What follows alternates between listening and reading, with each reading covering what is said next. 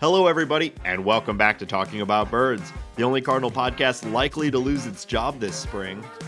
My name is Nate Heininger, and I am joined by my co-host, Vince Morgan. What up, Nate?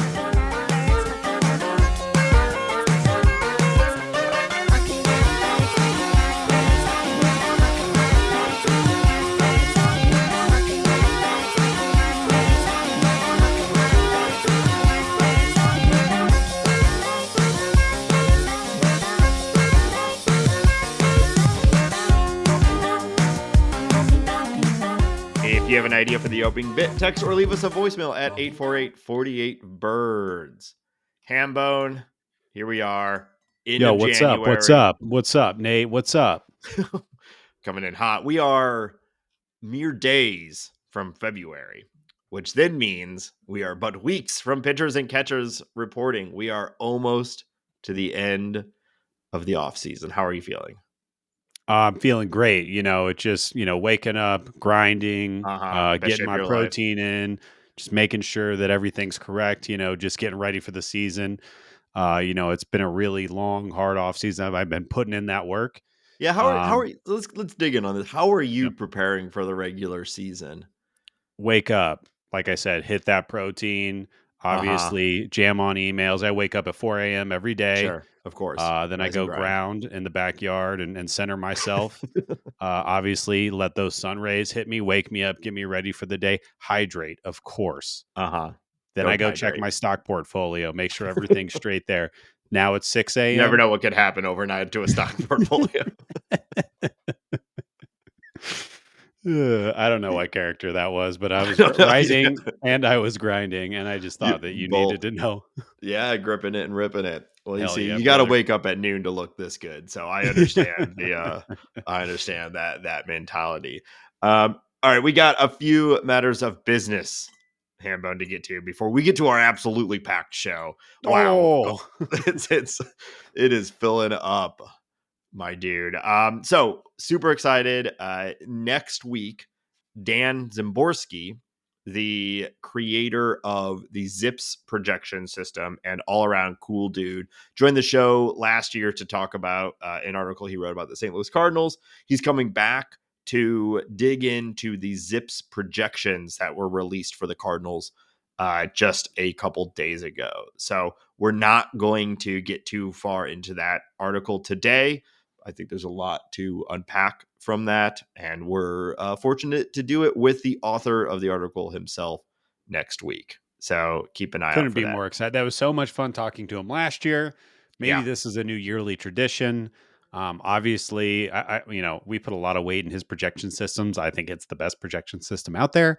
And he's like the coolest guy. Yeah, his life is baseball and video games. What else can you want? Well, I know. I think I awkwardly made the joke to him on the show last year that he is just a better version of me. He writes and blogs and podcasts about baseball and video games, but he does it professionally and for major publications. And you didn't scare him away, so that's a good point. Good. We're getting there. So yeah, he'll be back next week. Assuming our scheduled stuff works out. So keep an eye out for that next week. Also, we are in the planning stages of a tradition that we have now done in the off season, which is a bad baseball movie night. The way this works is we watch the movie together and chat about it on Discord. So if you're interested in joining that, or if you're a member of the Birdscord already, keep an eye out in the Birdscord. If you'd like to join, patreon.com/talkingaboutbirds. We haven't landed on the movie yet, but there's a couple good suggestions already thrown out there, including some movies that I have absolutely never even heard of, which is a good sign for this sort of thing. I think we have exhausted the UB baseball universe. So we're expanding past Dead Ball and all of that. Although I think I could just watch those movies every day. Maybe another one will come out here at some point. You referenced that baseball cartoon. I mean, there's a lot of Japanese baseball content that we could be consuming. That's true. That's true. So I think there's plenty of opportunity out there. We just need to seize it. Yeah, I watched the documentary. There's like a 25-minute documentary on the Trey Turner thing that happened last year on Netflix. Did Yeah. you watch that by chance? I haven't yet. You telling me that it's 25 minutes makes it a lot more appealing to me because that makes a lot more sense because I could not believe that there was a documentary about this. Well, it's really sad. It's like it's all about the guy who like started the idea, and there's a little bit of Trey Turner in it, but it's all about how the guy was like, well, just really not happy, like severely depressed, Hmm. for many different reasons. So, um, I don't know. Yeah, if you're not familiar with what Hambone here is talking about, if you remember in the 2024 season, it was 2024, right? Or was it 23? Yeah, it was last year, right? Yeah, yeah. Yeah. Trey Turner not doing great for the Phillies, and then the fan base organized a standing ovation at a game, and it got a lot of momentum. And Oh, it was 23. It was 23. okay, Sorry, okay, sorry. yeah. That's what I thought because that was the first Yeah, year with him with the contract. So totes, uh, totes. they organized just like an impromptu, not It was organized all weekend, impromptu. all It's weekend. not it's not a thing. Yeah. All weekend they did standing ovations for Trey just to show him their support and that they're here for him. A very anti Philadelphia Phillies fan base style thing to do, organizing to show love for somebody. And you can set your arbitrary goalposts anywhere you want, but it certainly seems like after that weekend, things came together for Trey, and he was the player that they had intended on signing, and that he had He been his whole career. In the second half, he hit almost 300 with 16 home runs, Yeah, and he's not like a traditional power guy. He just totally went off. right. Yeah, and so they made a documentary about it, which is surprising to me that they could make a documentary about it, but it is only 25 minutes. So Hey, I'll just take all the bonus baseball content I can get my grubby little fingers on. for sure, for sure, and I do need to check it out. I've just been watching Bash Brothers on repeat on Netflix instead. So Another perfect film. also 25 minutes long, Yeah. roughly. The TikTok generation, Nate. You can't go longer than that. Yeah. Well, and I've got one last little bit of business, and then we can get into our Cardinal discussion. So I want to thank everyone who sent me pictures of them getting accepted into uh, banana ball tickets. And I want to say, fuck off, leave me alone. Not cool. All right, happy for you. I know a friend of the show, Jobo, just posted that he got selected. Yeah, and everyone's coming out to tell old Nady H they got tickets when he did not. Fortunately, said friend Jobo has hooked me up, and I will be attending. Oh, So, that's horseshit. That is, you did not earn this. so I've acquired some banana ball tickets. So I will be going to Busch Stadium in order to see the Savannah Bananas, possibly. Very likely the most entertaining game I'll watch at Busch Stadium in 2025, but kind of unfair scale because they're on stilts and shit. So Also, Tommy Pham could come back. Tommy Pham could come back. That's the There's thing no that this team reason needs. he won't. Yeah. All right, let's talk about the Cardinals. Okay, so for this episode, Pack show, because ADH. Pack show. pack show, there is no single piece of news that has occurred for the St. Louis Cardinals this week. Something I do want to shout out, if you're not listening to Katie Woo's new podcast and you need more Cardinals information, our buddy, my brother, my dear boy, Kyle Reese was featured on Katie Woo's most recent episode. And I think they did a great job, and it was a fun conversation. And what I thought was really funny about the podcast is that Katie Woo, who could not be more plugged into the Cardinals, there's no one more knowledgeable outside of the Cardinals organization, said there's nothing has happened over the past few weeks. There's not a single thing Yeah. newsworthy to talk about. Yeah, we had the winter warm up last week, and there was a fair bit of conversation that came from that, and some fun player interactions. But there was no news. We Yeah. know the Cardinals are currently actively, maybe, trying to trade Arenado, and that's about it. It sure seems. And the closer we get, and just the language coming from Mozeliak certainly makes you think we might need to start planning on having Arenado as the St. Louis Cardinal in 2025, which awkward, but he's a professional. I'm sure he'll be fine. But we thought for this episode we would start to dig into spring training a little bit, talk about some of the battles that are coming up and what we are excited to see, because we are just a few short weeks away from pitchers and catchers reporting, and then we'll have actual data and results and hopefully Cardinal news to discuss as we start to get a look Yeah. at what the 2025 roster will look like. It's wild that we're already at this point in the year. It's crazy to me that the Super Bowl is coming up, which obviously the end of the What? Super Bowl is the beginning of the baseball season, which is always exciting. The big game. Oh, sorry, I forgot. Are we going to get is this episode going to get taken down We're because I gonna get a said that? takedown. Yeah, we're gonna get a takedown. Superb owl. Yes, the big game, my boy. Yeah, I see that everyone's mad about the matchup, which is funny to me. I'm a Missouri guy, so you think that maybe I'd root for the Chiefs.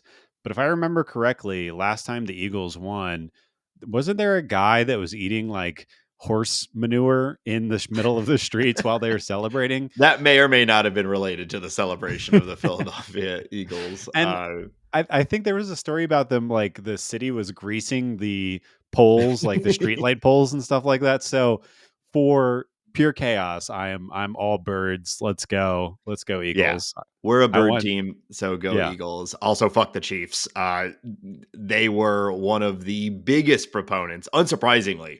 If you wish that the Rams were still in St. Louis, if you were a Rams fan and now find yourself a Chiefs fan, well, you've fallen for their game, my friend. The Chiefs are one of the primary reasons that the NFL supported the Rams moving, and you yep. totally understand why, right?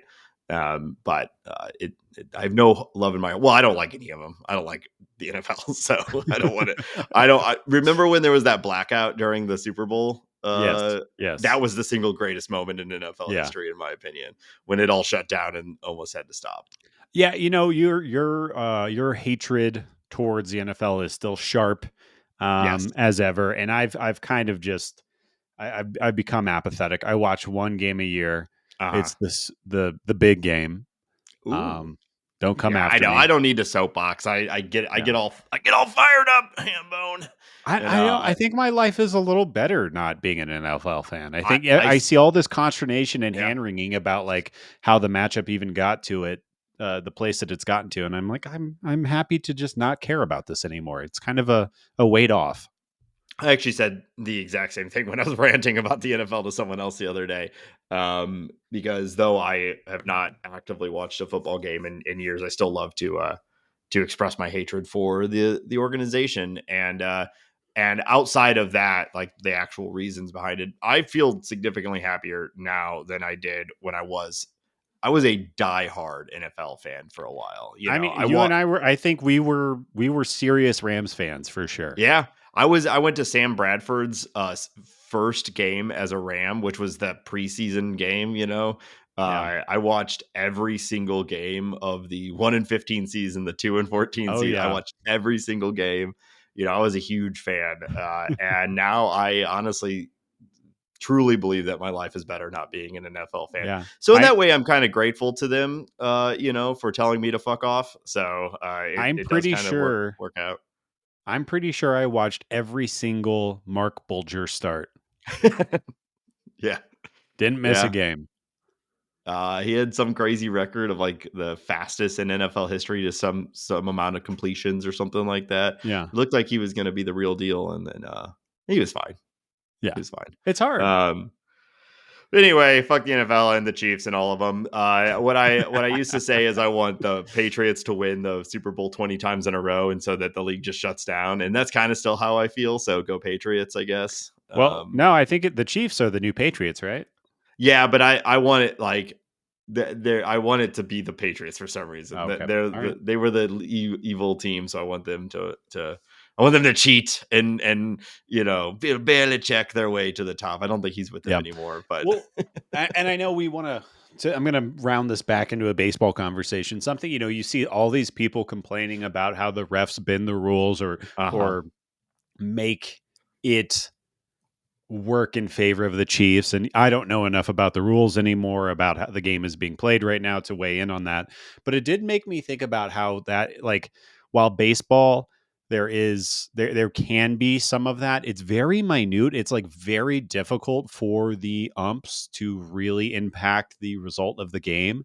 And I know there are some strike calls and stuff like that, but there are 300 pitches a game, and like they're not impacting all of those, and it's more of a waxing and waning thing, and players get used to it. But I was just thinking about how another reason baseball is good is I think that out of all of the major sports, refs or umps or whatever have the smallest impact on the game, or at least the winner and loser. Yeah, I mean there's Now Angel probably Hernandez can make an argument against that, I guess, but for for the most sure. part. And I've been a pretty big proponent of robot umps, and obviously that's the direction that it's going in some capacity or another, which should hopefully remove even that degree of margin that you're talking about. But I mean, you're right, especially comparing it to something like football. I mean, there is probably no bigger impact on in sports than like a 70-yard pass interference call or something like that, Right. that just completely swings the game. Or the More way in which they decide to call holding, which it was always a mystery to me when I was watching. Yeah. It all seems like a Yeah, joke. well, it is. I mean, it is. Most sports, the calling is more subjective than baseball. Even though there's certainly the strike zone is Right. is a deeply subjective thing. There is like an intent around it. But yeah, like holding all the. I mean, basketball suffers from this as well. Hockey suffers from it as well. These like high speed events that you have one guy just kind of like. I think I saw a thing. I sure am looking at that guy's tootsies. How many guys are there on the field right now? That's always my favorite one. Whenever there's a penalty of too many guys on the field, You got to count. you got too many guys out there. You'd think that would be one rule that would never be broken, just how many guys you can have out there. But I don't know. They got a lot of guys and they're all milling about on the side. I guess you just want to get in the game sometimes. I'd say maybe the biggest issue with football, too many guys. Too many guys. Just give me like three less guys. Yeah. That is just a global problem, my friend. Too many guys. God, I know. You look around, there's just dudes. They're just everywhere. I'm looking at one right now, pissing me off. Up to my elbows, brother. I get it. I'm looking at you, looking at me. How do you think I feel? You see me seeing you, seeing me? Yikes. All right, let's talk about spring training. All right. Okay, the good sport's almost back. The good one, the only good one's almost back. And let's talk through some of the position battles that we have going into spring. How do you want to start this? Yeah, I think we'll start with what is the biggest question mark, at least from my standpoint, coming into spring training, and that is who is going to be playing center field for the St. Louis Cardinals. Before I go down that pathway, I want to complain for just one moment and say that, for a team that is quote unquote in flux and development year and retooling and refreshing and so on and so forth, shockingly few battles on this team, but that's the way it goes. But center field, I think, is the biggest question mark. Victor Scott, too, is obviously the up and coming prospect. Center field could be his job, I think, very quickly. The incumbent, which is our dear friend Michael Ciani, who had an offensive year, last year. We can absolutely say that. And then I think that you and I should consider, at least for this conversation, the fact that Lars Nootbaar might be a legitimate candidate. I think that is maybe the biggest wrench thrown into the conversation of Nolan Arenado sticking around the team, is that it kind of pushes Lars Nootbaar into an awkward position. And I guess I'll go down my line of thought there. If Nolan Arenado is going to be starting every day at third base, which if he's on the team, he's going to play 150 Yeah. games. That's how it is. Yeah. Then it calls into question, where does Nolan Gorman and Thomas Sajaci play? Those guys are going to have to get at bats because this is the youth movement. We need to give either Gorman a chance or Sajaci a chance or find at bats for both of them, which then forces Brendan Donovan into the outfield.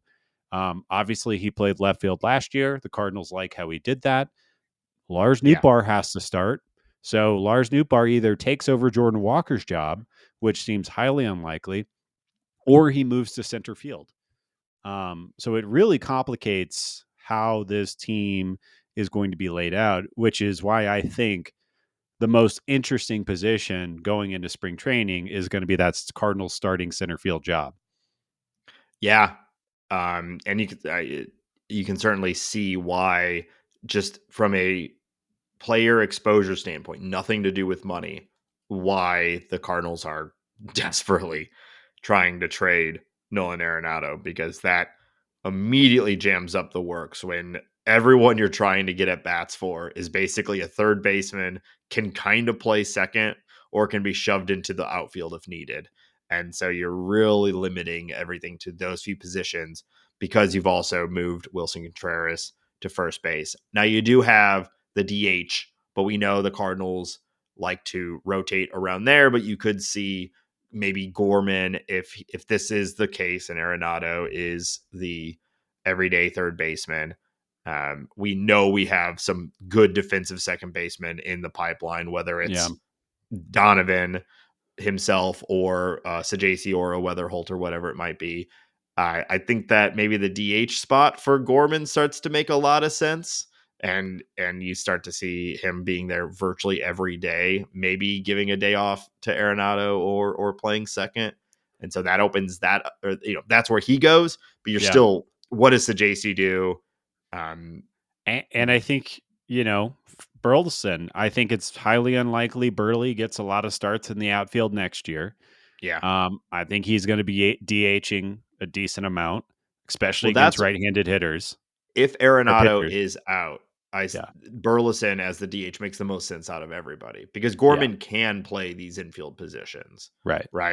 Burleson, we're not super confident about anywhere outside of DH, and but he of all people seems to deserve, if that even is a reality, major league at bats of all of these guys. He just was a pretty consistent bat for a full year, and you can see where his room to grow is, and you can see Burleson becoming a very valuable offensive player, more so than he already was, if he could increase his walk rate and find a little bit more, even more power. You see him being a very valuable offensive player. So you certainly not to belabor a point, but you certainly do get to understand why the Cardinals really do want to trade Arenado, and we don't need to be mad about it from a fan base standpoint as a salary dump thing, because it also is kind of we might have guys that could outperform him with given the development time, at least offensively. So it makes sense to play them this year over him. Right. But yeah, this is the same logjam that the Cardinals have been in for years, though. All these guys that, probably will put up 2 WAR, but some of them could do 4 or 5, and some of them could do 0, and we just don't have enough space for them.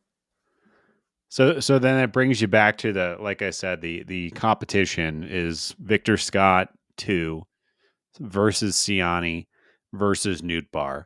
And if Arenado is not traded, I think that there's a real chance that it's just Nootbaar by default, because like I said, there's just no other path forward. And then, there's the problem of, is Victor Scott riding the bench? Is he going back down to AAA?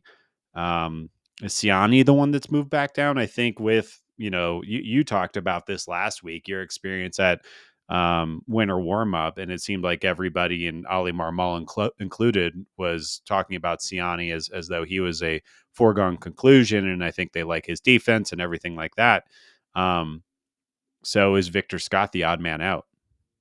I think it's probably one of those things where Victor Scott is either the starter or is in the minors. Yeah. I'd be very surprised if he goes in as a fourth or fifth outfielder type. I do think he is probably in that point in his career still where just daily at bats are more valuable than just pure big league exposure on a you know semi regular basis.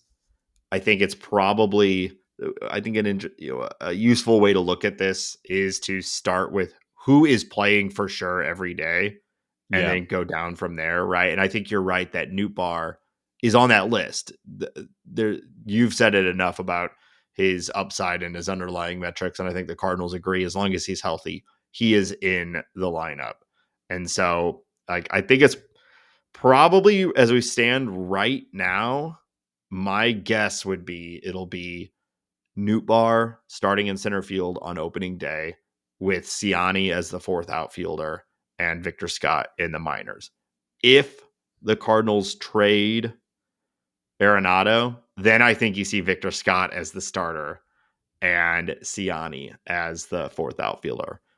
Um, so ultimately, I'm saying probably not Ciani, even Yeah. though I don't know. I mean, you could certainly see why they would go with him as they did almost all of last year. But I feel like all the momentum and everything is towards Victor Scott right now.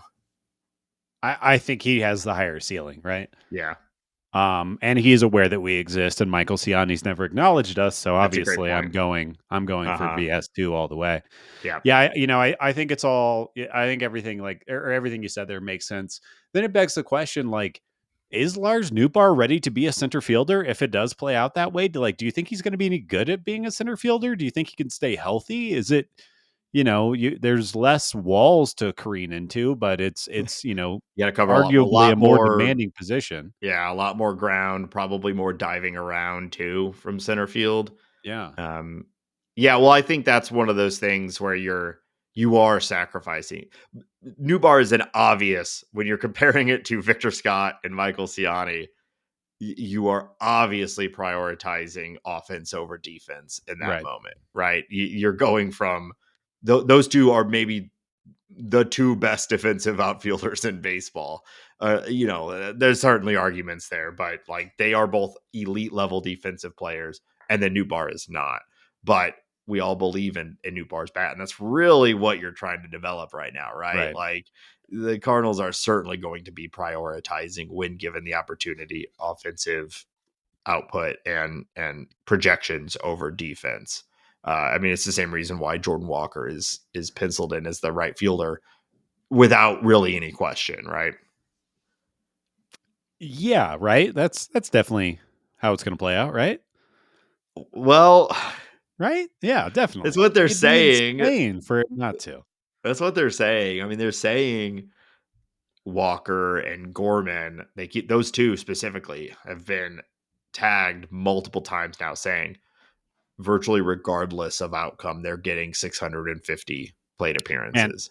I know this isn't going to happen this year, but what if Walker and Gorman combined for like 80 home runs this year?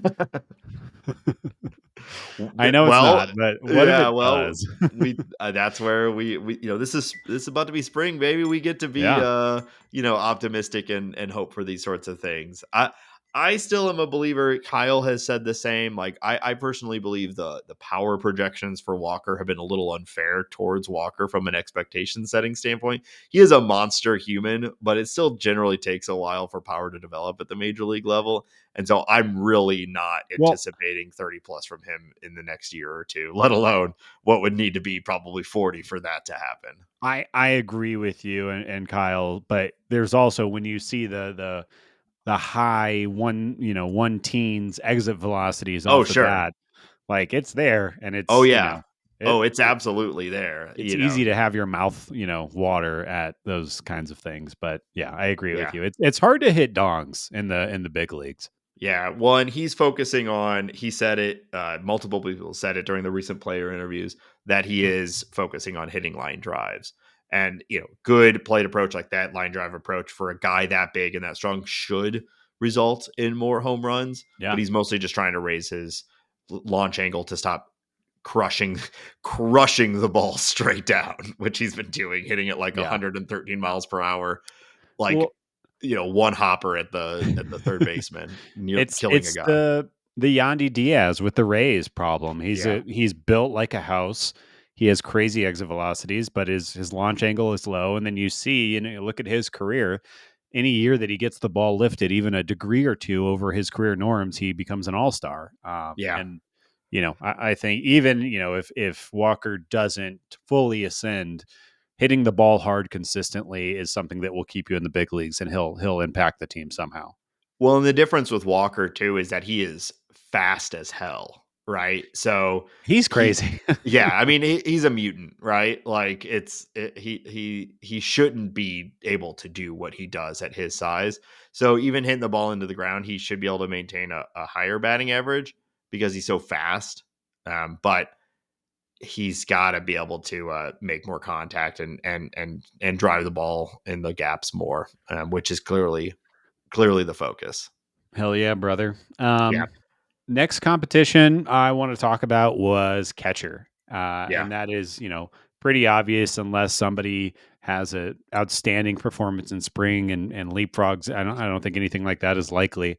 Um, but we go back to the conversation of Ivan Herrera versus Pedro Pages. And, I think right now, most people are predicting Ivan Herrera is going to take the majority of the starts in the big yeah. leagues. I think it's inarguable that he has the higher ceiling, but is his throwing issues and the perceived behind the plate issues going to outweigh, um, I guess, what Pedro is bringing to the table? And that's where, the perception is his defense is better.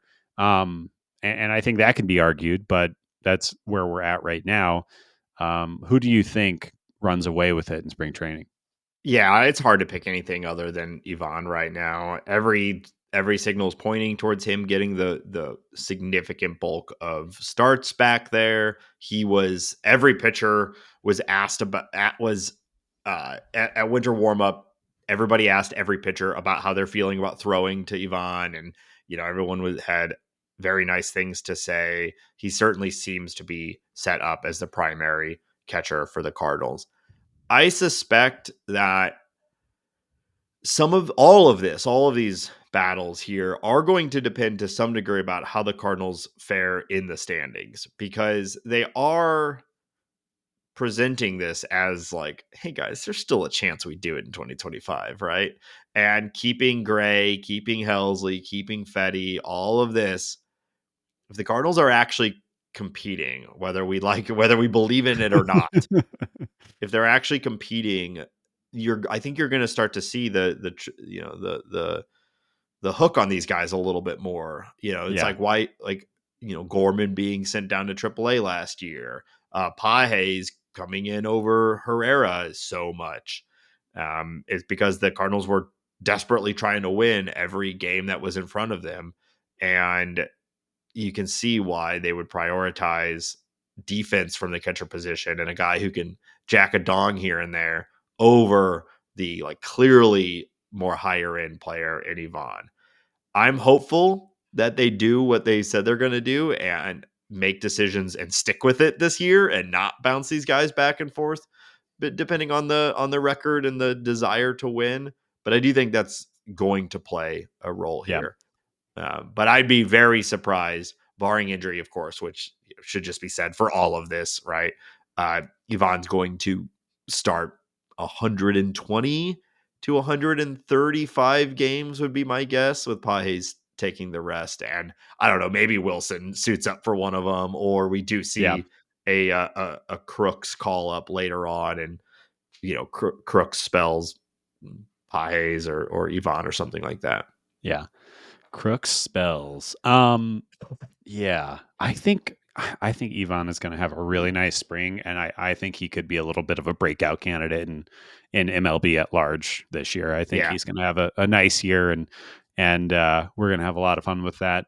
Luken Baker, obviously my best friend in the world, somebody who I cannot talk about enough.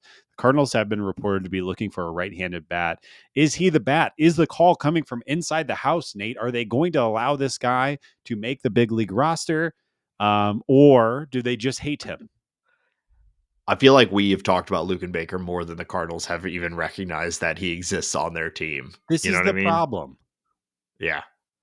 Well, this part of the problem here is, where does he play outside of DH? And if DH is clogged up already with Gorman, how do you get Luken Baker into the game? There were rumors earlier this offseason. I don't think we ever even talked about it on the show, about him exploring options in some of the Asian leagues, which would be fun because he could go and probably hit 800 home runs in the NPB or Might be good something. for his career, honestly. Get out of the Cardinal system. That obviously hasn't done him any favors. Yeah. But I mean, he's 27. He hits the shit out of the ball. He got a little taste of big leagues last year. When he does connect, he hits the shit out of the ball. That carried Mm-hmm. over to the major league level.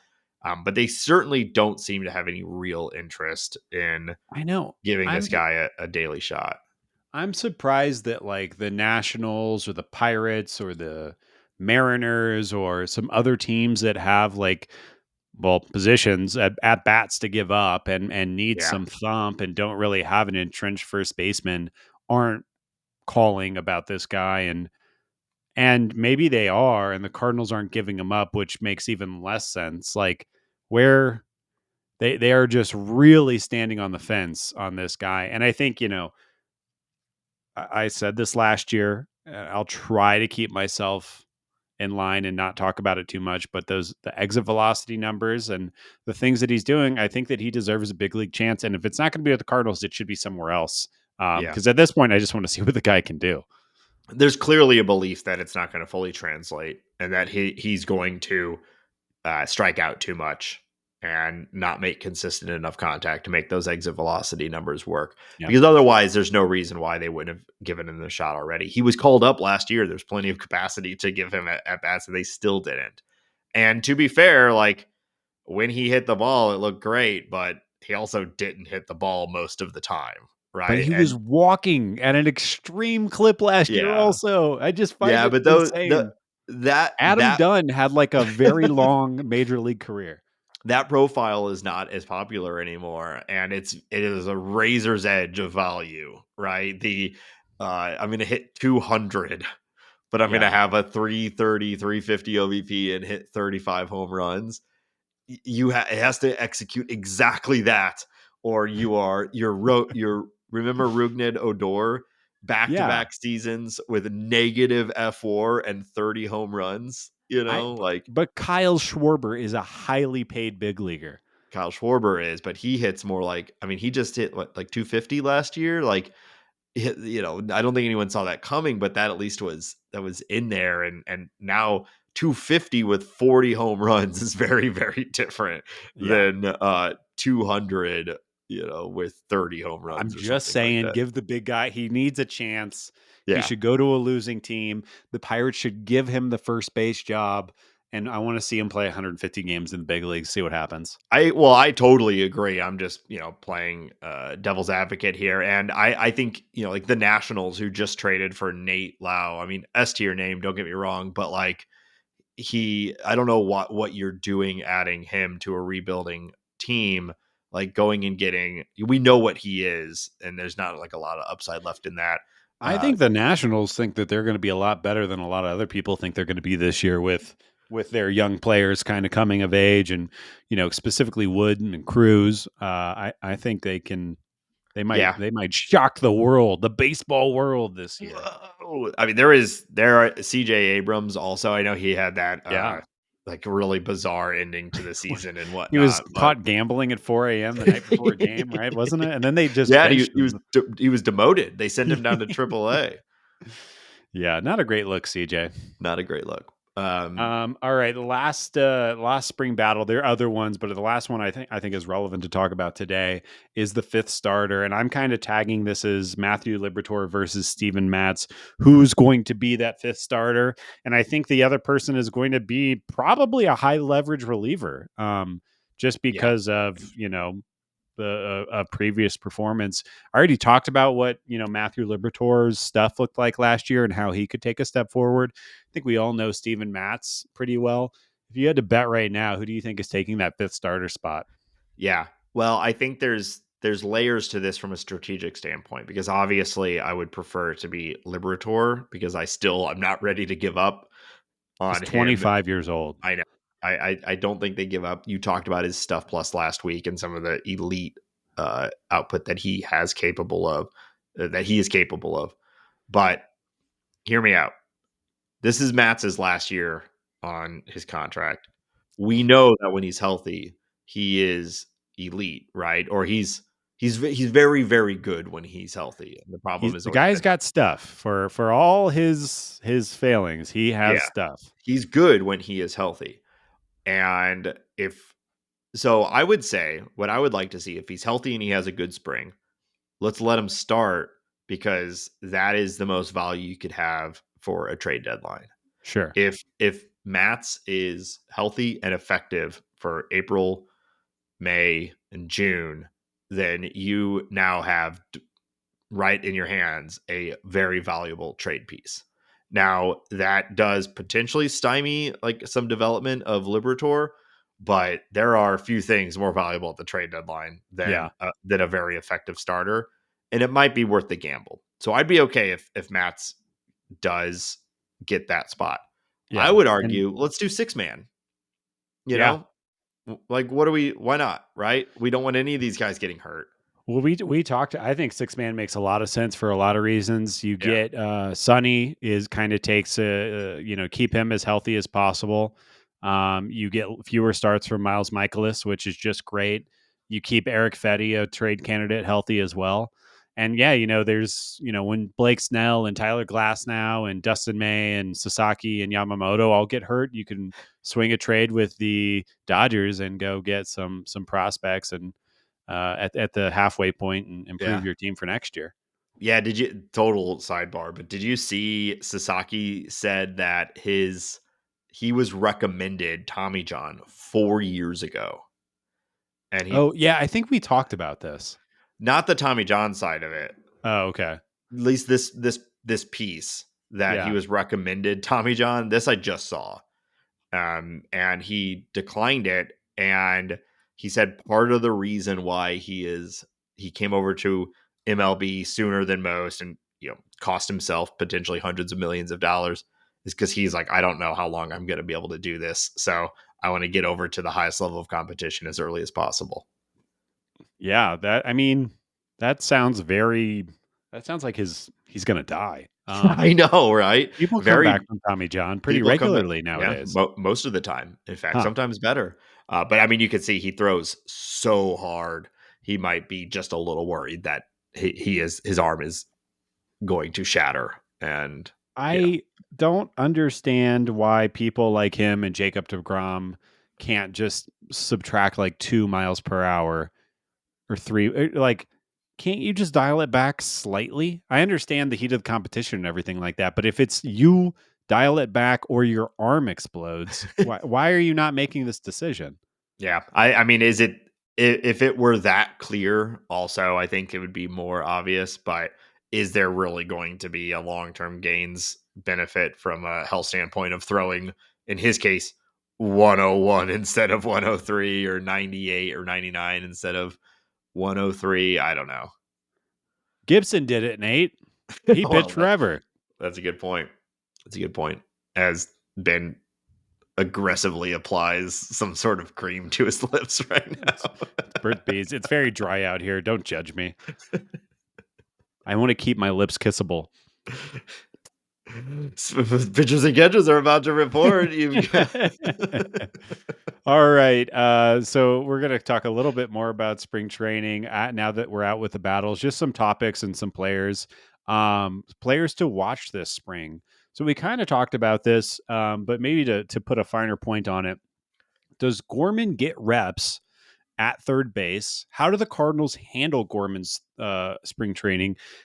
If Arenado is still here, which, as we've alluded to a few times, it seems very likely that he is just going to be the third baseman going forward. yeah.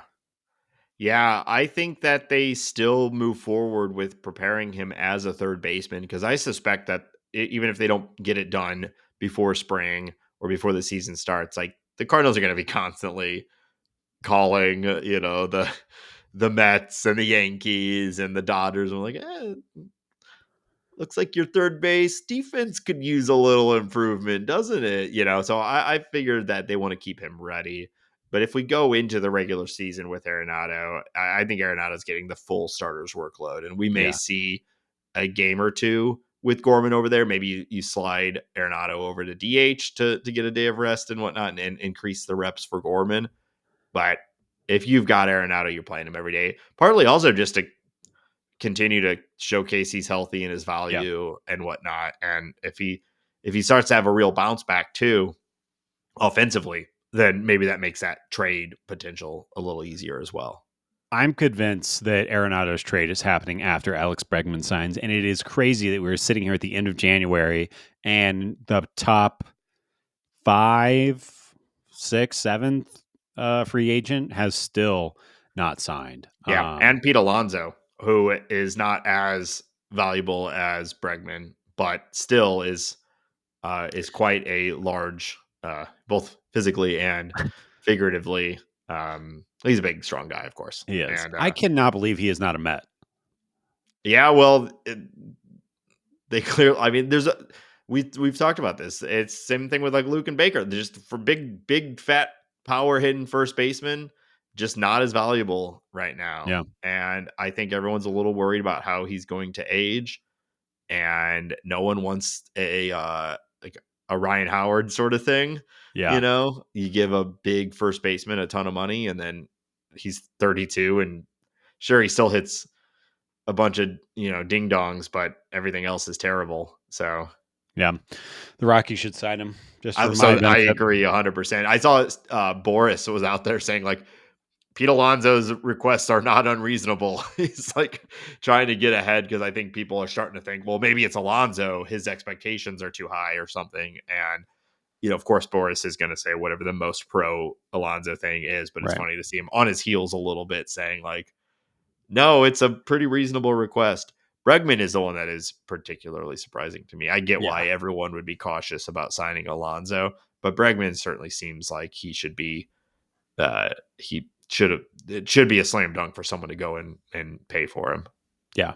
Yeah. We've talked about his candidacy quite a bit, and I'm shocked. I think he must want more money than everybody thinks he's worth. I feel like Boris is lost a step. Everybody gave him so much credit, but when he was selling or did the deal with Soto, but like I think I could have been the agent for Juan Soto. Like you don't need a lot Yeah. to sell a guy like that, a There's like, generational 26-year-old. yeah, and there's like two teams basically. So you're just like, how Mm-hmm. much will you give? How much will you give? Yeah. How much will you give? Yeah. Yeah. Yeah. So I I think feel we like can be MLB agents. I think you're right. well, I think No, you when said it. I think you're right. I think.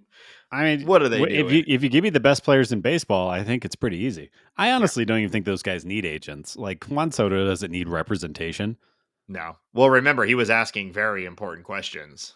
Like, Um, where's the uh, bathroom? where's the bathroom? Do I get a private parking spot, etc.? Yeah, he was keyed in. Yeah. Nathan Church, I'm sure you love that name.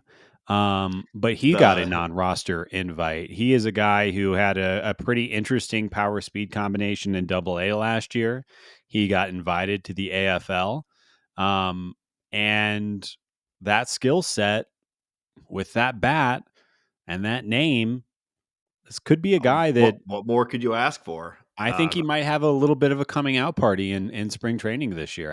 I'm not saying he's going to make the club or anything like that, but I think Nathan Church is about to get on Cardinals fans' radar. Well, Nathan Church, we have submitted for our tax exempt status, and all are welcome. So stupid. All are welcome. Come as you are, my boy. I think churches should be taxed. But until then, Nathan Church will be Okay. here to reap the benefits. All right. Yeah, I agree. There's a handful of these guys that like it just doesn't seem like there's any opportunity for them at the major league level, but injuries always happen, and these things do tend to play themselves out one way or another. So there's certainly a couple roster spots available, right, for a guy or two to come out in spring and blow everyone away and get that 25th, 26th man spot. Could be Nathan Speaking Church. Yeah, speaking of those kinds of guys, Chase Davis got a non-roster invite this year.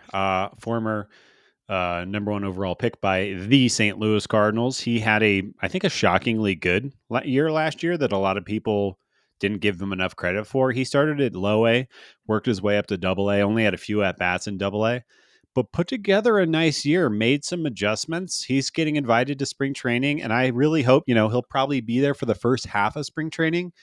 And I really hope the Cardinals play him a bunch, Yeah. especially as the regulars are kind of getting into shape. And Newt's not going to be out there every single day. Give him some starts. Let him see some major league pitching. This is a guy I have a lot of faith in, and I'm just very excited about from his tools standpoint. But excited Yeah. to see him kind of like rub elbows with the big league club and everything like that. He's a big one to watch. He was a first round pick for the Cardinals, came out of the gates, people saying, this is the guy the Cardinals got to steal, and then completely tanks in his debut at Pro Ball. And to a degree where you're like, oh no, this is, Yeah. what is it? What's a Barry, the prospect, he was high end prospect that just completely collapsed. Elijah Green, another one for like the Nationals. Quentin Berry, is that a guy? I forget. I'll look it up in a little bit, but just completely obliterated the perception of him as a future big leaguer. Just strikeout problems, like everything. But last year, he really started to come back around and make those adjustments, and you start to see like, okay, maybe there is something here. This power speed combo. Another dude jacked out of his mind, which we've had a big gap of that since Tyler O'Neill has left. So that'll be good. That'd be fun to have back on the team. Just uncomfortably ripped people. So I don't think he really has a shot at Major League this year unless something completely clicks. But this is a big year to see if he can bring it back and reascend to a sort of top prospect status. Yeah. So outside of those players, is there anyone else that you want to call out that you think could be a spring training breakout candidate? Anyone, again, not necessarily meaning that they're going to make the club out of spring, but somebody who you think is going to show up and dominate and press, get a part of the conversation, maybe be on that bust from Memphis to St. Louis this year. Yeah, I'm obviously excited to see JJ Weatherholt there. Yeah. I've probably talked about him more than most other players in the minor league system, because I really do believe he is going to be a fixture of the St. Louis Cardinals in the future. Whether it's 2025 or 2026, we'll see. But I think we're looking at a future middle infielder, maybe third baseman for the Cardinals for 5 or 6 years. So I want to see what he looks like at spring training, like you said, amongst the guys getting major league level reps against other pitchers and whatnot. I think that should be a lot of fun, but I don't really suspect he will break camp. I'm really curious to see what Jose Barrero does. I think there's a real chance, given the fact that he has played at the major league level before, was a former top prospect in his own right. I think there's a real chance that he breaks camp as a super utility guy on the major league roster in 2025. It's been a while since he's done much, but I don't, they went and they got him for a reason. He has some pedigree. He's played. We've seen him before as a member of the Reds. Like to me, he's the type of guy who ends up slotting as the 26th man super utility guy. So I'll be really curious to see how his spring goes, because he's going to have to earn it. But I think he's like exactly that profile of that like Jose Fermin kind of guy, but with a different background. Yeah, I think that's some fun breakout candidate. He was not on my radar at all, but yeah, that would be a lot of fun. And if the Cardinals can find somebody like that actually develops into something real, maybe this development year is saved. you've brought us back. Yeah. I want to pick Yeah. on. He does have his career WAR is negative 2.1, Yeah, including in 2023 or 2022 he put up a negative 1.3 and then a negative 0.5, and he did not play at the major league level in 2024. So it's a steep hill to climb. But yeah. this guy is not coming out of completely nowhere. He was pretty well regarded at one point. He's got a good launch angle. He is a good defender and like you said, a utility defender. So that makes that's two huge things in his favor. If he can hit a little Yeah. bit and impress, that would be a lot of fun. All right, I think that's fun. I want to pick on. I think that Cooper Jerpy Yeah. is going to come in. He's healthy. Uh, Everything is going well for him right now. He has kind of been a little lost in the sauce from a prospect standpoint, I think. But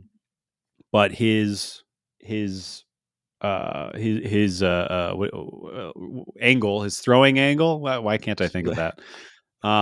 The way that he delivers the ball is super weird. Like his He's arm got some slot. His arm slot is super weird. He's got some Chris Sale in him. All of his metrics around his breaking ball and even his fastball look really good. There's players talking about how his 91, 92, 93 mile an hour fastball looks like it's high 90s. And I think he's just different enough. And his whole makeup, the way he goes about it is different from what most people do. I could see him really jumping, being, whether it be a starter or a reliever, however it shakes out. I think he might make a real impact on this spring training. And he's kind of my guy that I'm really, really hyped on. Really curious to see how the Cardinals deploy him in early spring training specifically, and then how long he sticks around if he does end up finding success. Yeah.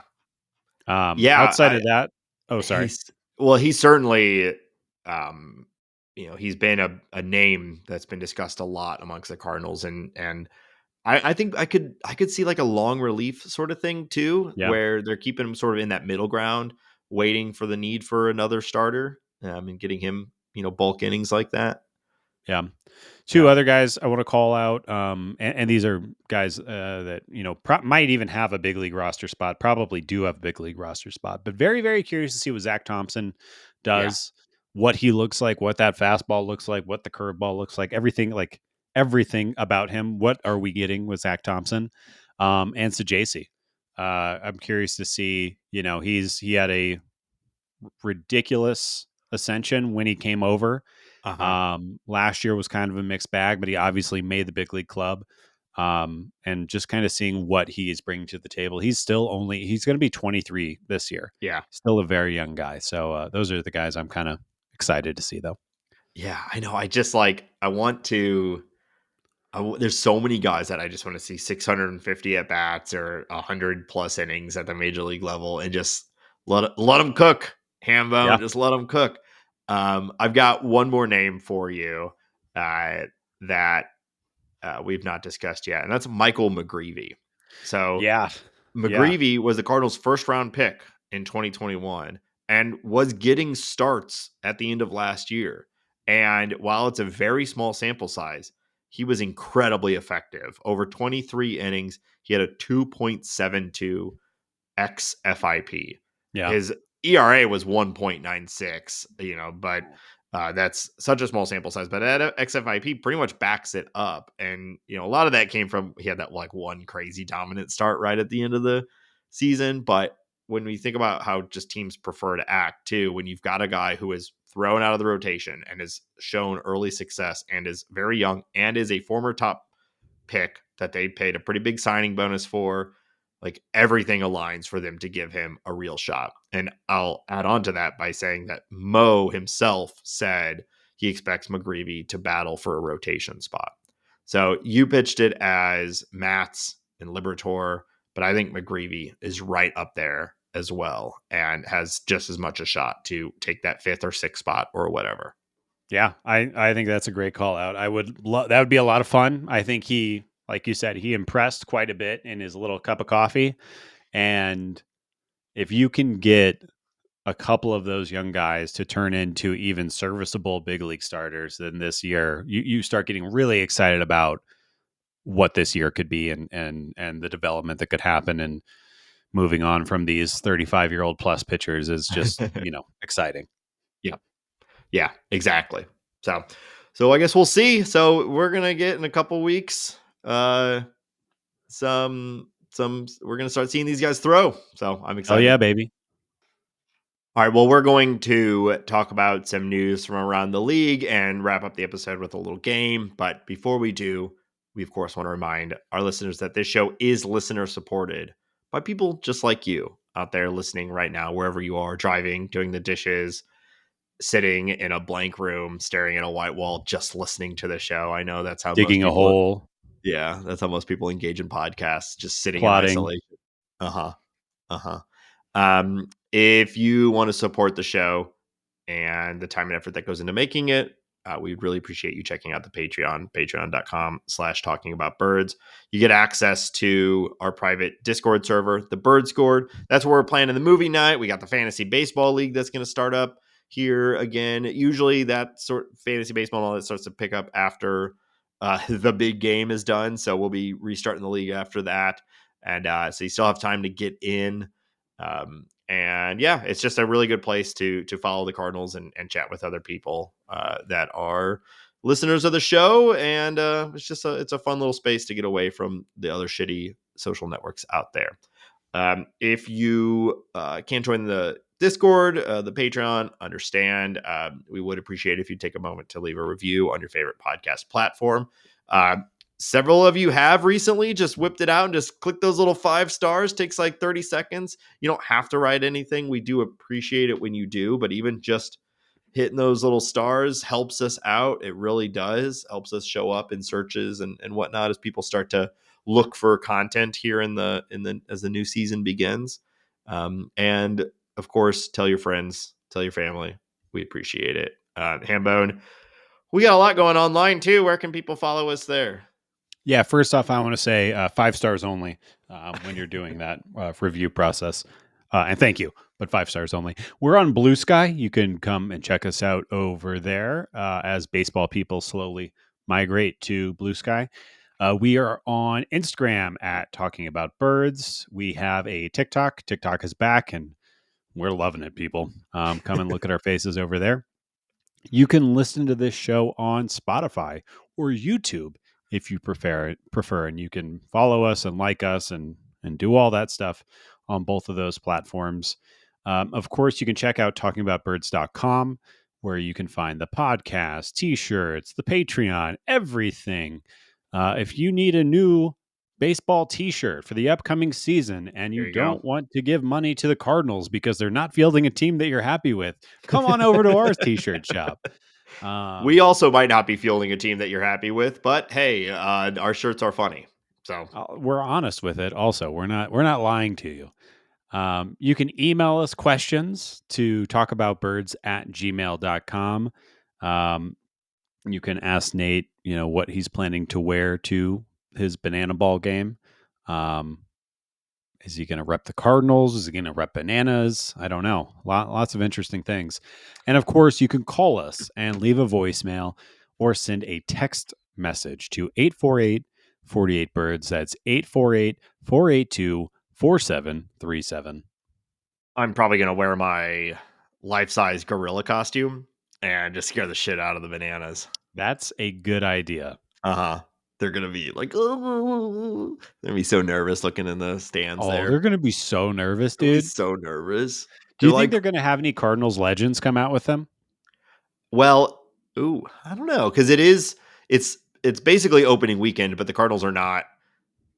So it's maybe a lot of them will probably be in town. That'd be really funny to see some of these old guys out there trying to play with the bananas. Yeah, I don't know. Get like Izzy out there to throw an inning or something. Yeah, or like, yeah, let's do an inning of Ozzy at shortstop. That would be awesome. You think he can still do a backflip? No, No, but I think he could still play shortstop better than a lot of people. Probably. All right, let's talk about the league. A little bit of news. The Cardinals stay stagnant, but other stuff's happening. Other teams are doing things. Ryan Presley has agreed to waive his 10-5 no trade clause to okay the deal that will send him to the Cubs coming from the Astros. Houston will receive right-handed pitching prospect Juan Bello. In return, the Astros are also sending $5.5 million to the Cubs to cover some of his contract there. So the Cubs get, slightly better. Their bullpen is not very good, probably the worst part of their team. And Ryan Presley is pretty good. So Yeah. little Probably their new improvement. closer, right? You would think so. I mean, he would have been the closer in Houston if it wasn't for Hader. So Right. it would make sense. Yeah. Um, they've not, well, the Tucker deal is a big deal. But otherwise the Cubs haven't done any major things this offseason, but they do continue to chip away and improve their team. And I don't know. I'm getting pretty close to feeling like the Cubs are the favorite for the NL Central this year. I know the Brewers just continue to do it, and they've got some hype behind them as well with guys like Churio and Yeah. whatnot. But I don't know. I've liked basically every move the Cubs have made, which is always frustrating. And Kyle Tucker is one of the best players in baseball who they've I, added. So I think for the Cubbies, it's going to come down to, can Michael Busch do what he did last year and be a nice above average offensive first baseman? Is PCA a real player or yeah, not? Obviously a great defender, but can he actually play, or can he actually hit a little bit? And then yeah, Matt Shaw, who is their third base prospect, one of the better prospects in baseball, who everybody's screaming their jeans over right now.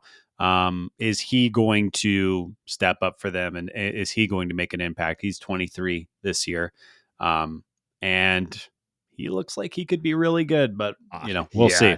He's one. So he's an interesting. He's one of those guys who's like 5'9", 5'10", but absolutely hits the shit out of the ball. Yeah. And he's also very fast. So there are some comps out there to a like Mookie Betts type guy, Don't Jose. like that. I know, like obviously that's probably not going to happen overnight. But just these guys that are like tightly packed like that and hit the shit out of the ball and are also very fast, and you can play pretty good. You can play anywhere, but they've got a spot for him at third base. Yeah. So I think we're all going to be pretty annoyed by Matt Shaw for a while. Yeah. Yeah, Yeah. It's got a nice jawline. that's important. All right. I, So Cubbies almost are good. anytime someone says a nice jawline, I immediately think about Mike Matheny getting hit in the face by a pitch and just walking off and spitting. It's a real man right there. The Braves have announced that they have signed free agent outfielder Jerkson Profar to a 3-year, $42 million deal.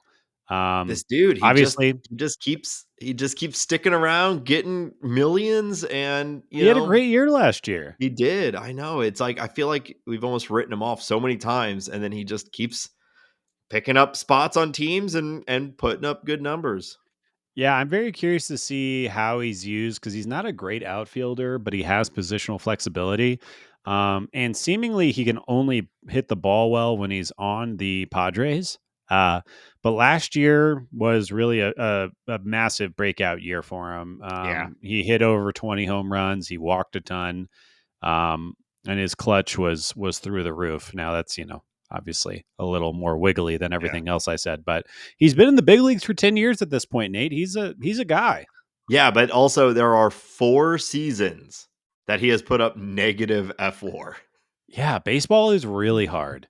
It really. So it was in 2021 negative -0.2, in 2022 2.4, in 2023 negative 1.6, and then in 2024 4.3. Baseball is really, really hard. Yeah. Yeah. The Guardians announced on Wednesday that they've signed free agent reliever Paul Sewald to a 1-year, $7 million contract with a mutual option for 2026. Probably a great deal. This is kind of one of those guys I thought maybe the Cardinals should look Yeah. after. I thought about that too. But it is what it is, and he'll probably have a really nice year with a team that can develop pitching and probably get the most out of somebody like Sewald. Yeah. Yeah. This seemed like a good, I mean, they're getting him to compete because Yeah. they're in their window. But like I totally thought of him too when you were talking about the Cardinals getting a reliever to flip and all that. Yeah. Yeah, yeah. The Nationals announced the signing of left-hander Shinosuke Aguasara. Did I say that right? Agasawara, Agasawara. Agasawara. He is a Japanese starter to a 2-year deal. This guy's a little bit older. Don't really know a ton about him, but the Nationals, I think, making an interesting move here with a kind of one eye on the future and one eye on right now. But good for them for continuing to improve their team. Yeah, you never know. These almost feel like these are dart throws, right? That don't Right. cost a lot, and maybe it sticks, and they've got a new starter for a couple years, or a good trade piece, or like you said, I do think you're probably right. The Nationals see themselves competing either this year or next year. You can't. It's hard to find a better set core of James Woods, Dylan Cruz, and C.J. Abrams. Like anybody with that three at their core would be pretty psyched.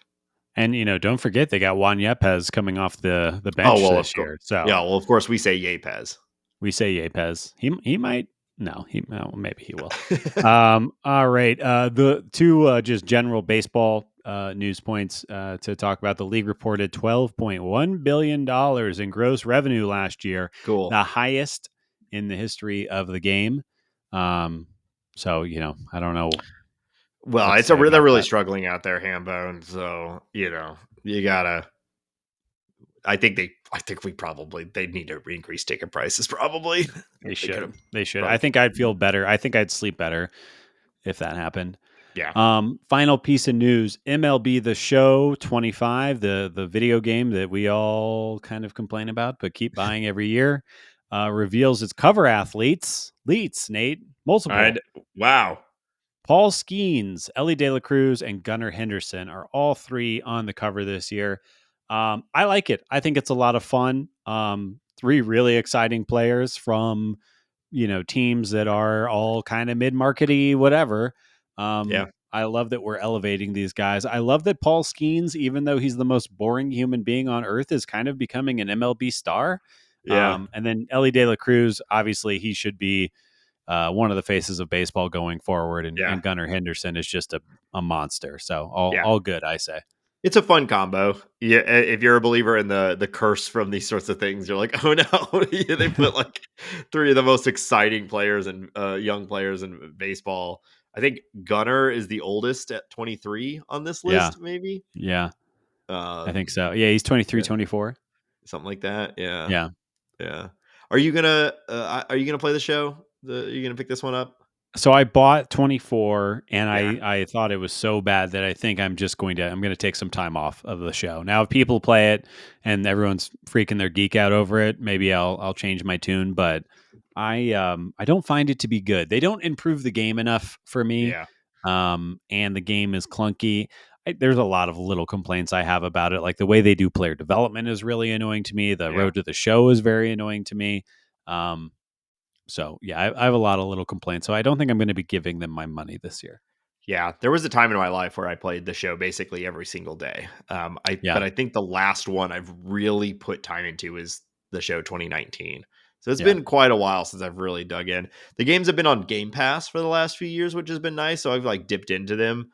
But I don't even have a Game Pass subscription anymore, and they're not doing that this year. So Oh, these games are all only on the new platforms, which I think is a good thing. They're only on PS5 and whatnot, and they're not going to have them in any of the subscription services. So you got to buy the game full price. Yeah, I just don't.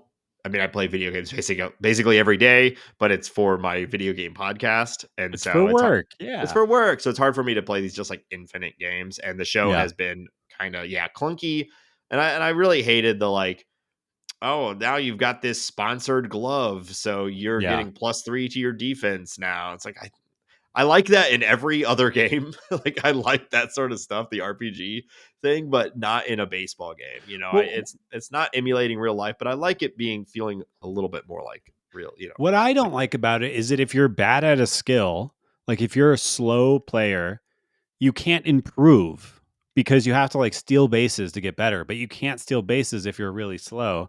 So you hmm, can't really work on thing. It doesn't make sense to me the way that players are developed.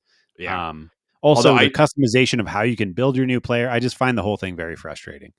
I do like that you could seemingly just like continue to improve your fastball to the point where you're like throwing like 107 miles per hour or Yeah, whatever, which yeah, which with that's fun. perfect location and movement and Yeah, every. Yeah, yeah, yeah. very silly. Um, another Paul Skeens related story. Did you see all the stuff about the baseball card and everything? I did, yes, and Bob Nutting even came out of the woodwork to comment on it. Yeah, yeah. So I don't know all the details about this, about why this one card has been such a buzzy thing, but basically there's a one of one Paul Skeens autographed jersey card that the Pirates came out before it was even found, before anybody opened the pack. They came out and said, "We want to buy it from whoever gets it." And they put together a crazy package. And I wanted to ask you about this, Hamba, what would you do? Because I don't know if you saw this. Have you seen this? Have you heard about this? The No. package that they offered to whoever finds this card included a lot of stuff that you'd expect: autographs, memorabilia, etc. But also 30 years of Whoa. season tickets behind Whoa. 2 season tickets behind home plate Wow. to the Pirates for 30 years. I don't know pirate ticket costs, but I imagine that the overall value of that is in the hundreds of thousands of dollars. Yeah, I would for that Um, over that length of time. Yeah, 30 that's years, 30 years behind home yeah. plate season tickets. Yeah, I'm So sorry. I'm just trying to do the quick math on this. Let's see. Times 500 I times can't tell if this 30. is a bit or if you're Yeah. actually trying to. So depending on how expensive those tickets are, if they are directly behind home plate and everything like that, I just quick napkin math. That's $1.2 million worth of tickets. Yeah. So And you imagine in huge. 15 years, those tickets are going to be even more expensive. So this might even be on the light side. Yeah. Um, that's So insane. out of the gates, this card is being valued at, millions, right? Yeah. And some 11-year-old boy in LA, I believe, is the one who pulled the card. And, Yeah. you know, Do you move like, to Pittsburgh? well, no, what you do is you do what this family is. I'm assuming the family is more. It's not like all the way up to this 11-year-old kid. I'm assuming the parents are deeply involved in this decision making, if not ultimately being the decision makers. They're putting it on the market because it is expected to go for 7 figures in and of itself. Yeah.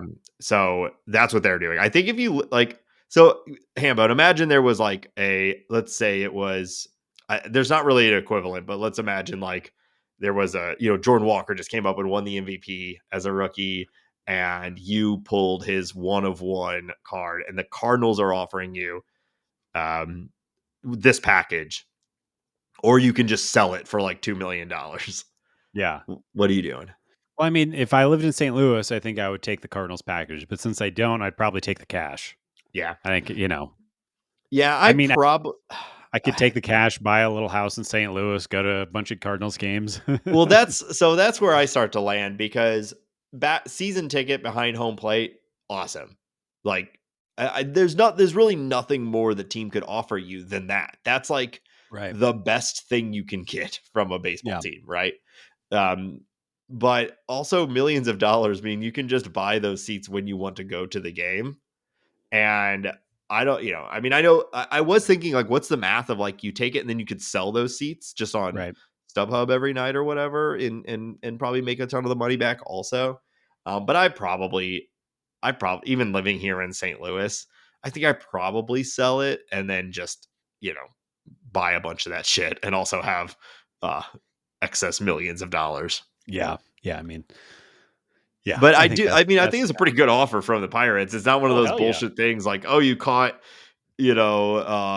Aaron Judge's 70th home run. Here's a bat, Yeah. Yeah. This is, a $1 million plus type of offering. Yeah. I would consider it for sure. for But I sure. think Yeah. And, take the and there's cash. part of me that would, like as a Cardinal fan, and the Cardinals want it, I am willing to give them to some degree a hometown discount, but I don't know. I also would just like Yeah, a couple. if you're like, oh yeah, that sounds good, and then somebody offers you $4 million, Yeah, you're like, oh, okay, never mind. I'll take that. Yeah. Okay. Well, that's all the news, right? That's it. All right. It's been almost a half a year since we played this. I do believe that you hate this game, but I always think it's interesting. We're talking Right. a lot about money in baseball right now, and can the Dodgers sustain a $500 million salary every year and whatnot? So it got me thinking again about the progression Oh God. of salaries in MLB, and so we're returning to yeah, income you lose some. All right, so I have a famous St. Louis Cardinal here, and I have their total earnings. So this is not just with the Cardinals, but across all of MLB. I'm going to say their name, and you have to guess how much they made total from their contracts in baseball. I'm just This is hard. so bad at this. Just pulling a number out of thin air is hard. I have C70 just like on my shoulder, mocking me as I'm Uh-huh. thinking here. It's I hate it. Is that how your day to day is too? Kind You're of, like yeah, washing the yeah. dishes, and he's just like gently telling you you're doing a shitty job. Okay, so we're going way back for this one, Hambone. Oh no. I am going to give you a little bit of a clue as far as the time period goes, but all time Cardinal, one of the best names in baseball, Enos Slaughter. Now, you may remember that he missed a few years because of World War II. Yep. It gives you a little bit of The big one of context, but he played for a long time. So, yeah. How much do you think he made? I don't know. I can never remember because, like, was it before World War II? Like, didn't Babe Ruth signed like a $47,000 a year contract or something like that? So it's like it's probably Enos was probably making around that or less than that or slightly above that. So he probably made a few $100,000 at that time, but minus the 3 year or 2 or 3 years he was out for World War II. I've absolutely no idea. I'm going to say $350,000 career earnings. Well, this might be the closest you've ever gotten. Oh He yeah, made $319,000 in his hey, that's career. not bad. Okay, I Yeah, feel pretty good about that. yeah. I mean, if it were Price is Right rules, he'd I still lose. know, I know, But, I know, but, I um, know. but yeah, 319,000. Yeah, okay, okay. Let's go. Come on, give me another one. Okay, now we're going way back more to more modern times. Jim Edmonds. Jim Edmonds. Somebody whose baseball reference page I've looked at many, many times. I should just know this. I think it's in this ballpark at the very least. I'm going to say it's $113 million. You're a little high on this one. Damn it. So he's made 86.6 Oh, wow. million. Man, money has exploded in baseball. That is crazy. Like a player like him nowadays would be making hundreds of millions Yeah. of dollars. Yeah, I think having, started in the 90s, right? Yeah. That's where it's suppressed a little bit. But let's look at Scott Rowland. Yeah. How do you think Scott Rowland fared? Hall of Famer, Scott Hall of Rowland. Famer. So he signed a rookie contract, and then he signed a decent extension with the Cardinals, and then played for decent money for the Blue Jays and the Reds. So I'm going to guess it's more than Jimmy Ballgame. But how much more? How much was he making in those final years? Which he probably made the most of the money then, just because of the way baseball was advancing at that point. Or salaries were advancing at that point. I'm going to say he was around 130. You're a little high. Damn it. Your guess for Edmonds was almost spot on to this. Oh, man.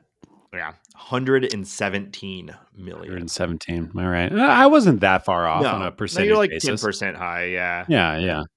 So, yeah, 117. I just think it's interesting that Scott Rowland and Jimmy Edmonds, two people we put at basically the same era, right? And Scott Rowland made, almost 40 million more, 30 million Yeah. more than Edmonds. Jim Edmonds should be in the Hall of Fame. It's insane to me. Yeah, I agree completely. Hall of Fame broadcasters as well. Okay.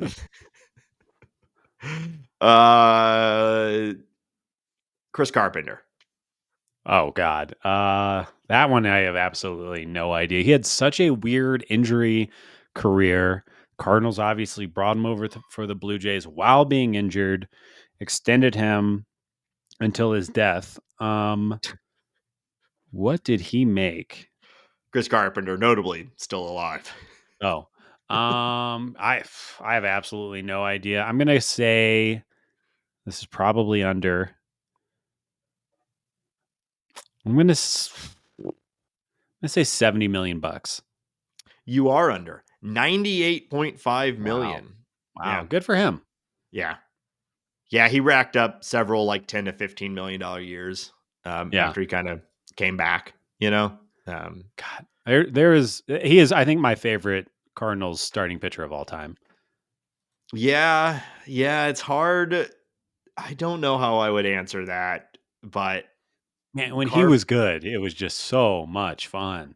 Well, I know when this isn't a new take or anything, but the Game 5 2011 against the Philadelphia Phillies is still, after Game 6, maybe the greatest baseball game I've ever watched, and that was almost exclusively because of Chris Carpenter. Mm-hmm. So I certainly share that feeling. I don't know if I'd go as far as to say he's my favorite of all time, but you start, I don't know. There's not a lot of competition, at least in our lifetimes, right? When you really get like your favorite play, like I could say Bob Gibson, but it's not the same, right? I never got to watch him though. Yeah, exactly. I'd probably Waino, but Carp is a sort of a different thing. So, all right, one last one. This is a historical one for you, Hambone. Curt Flood. Oh, the inventor of free agency. Yes, and notably left baseball because of this whole thing. So, if you're not familiar with Curt Flood, I highly recommend you look into his background and the impact he's had on baseball. He was traded to the Phillies and said no, and ultimately led to the creation of free agency. Yeah, but ended his career. And I think he still lives in St. Louis, if I remember correctly. Believe so. Yeah. God, I have absolutely no idea. He didn't play for very long, but he was very good. But players weren't making a ton of money back then. I've not a. I will just throw a number out there to get this over with. I'm going to say $5 million. Not even close. Yeah. He played about 10 years in the league, and he made $472,500. He should. Somebody should give him money. He deserves more money than that. Yeah, I don't know what. I'd be curious to hear. Like, I mean, he's around, like you said. I'm sure this answer's out there somewhere, but I'm curious, like what he did, what he's been doing for the last 40 years. Yeah, I don't know. I'm sure they have a good union. I'm sure he's taken care of to some degree. Yeah. I don't know. I mean, he's like all these guys making hundreds of millions of dollars, nearing billions of dollars. In a lot of ways, you can point it all back to Curt Flood. Yeah. I don't know. Maybe somebody out there could enlighten us, or I guess we could do some research. But like, if you make your 10 years in the big leagues, it's $100,000 you get a year, right? You cap out your yearly salary. That's the your pension. Yeah. I wonder if you played 10 years in the 50s and 60s, are you grandfathered into that? Does he get that MLB Players Union check every year? I wonder. I have no idea how that works. Yeah, probably easy to find out, but maybe someone let us know. Well, see you later, guys. Yeah, I don't know. I could see the union vouching for like, let's backdate this sort of thing. But then you could also see MLB being like, no, we're not going backwards on any of this. Well, it'd be the Players Union. You'd think that they would care about the older guys, but maybe they don't. Yeah.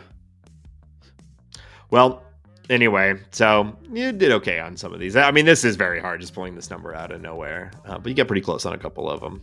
So I think Flood was the only one I really did poorly on. Yeah.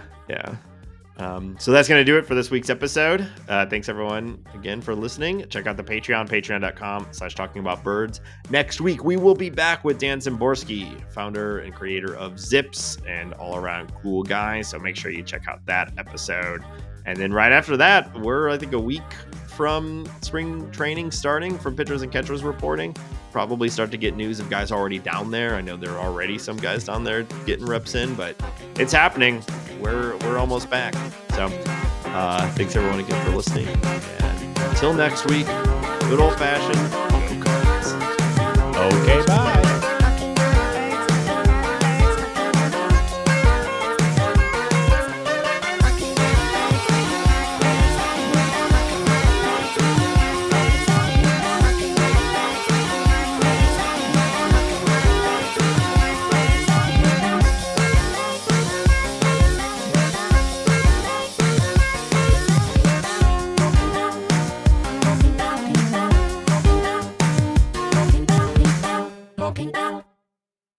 I'll give you $10,000 if you podcast for 24 hours straight. All right, let's go to the video. I think I could do that. I don't think you could. You're soft.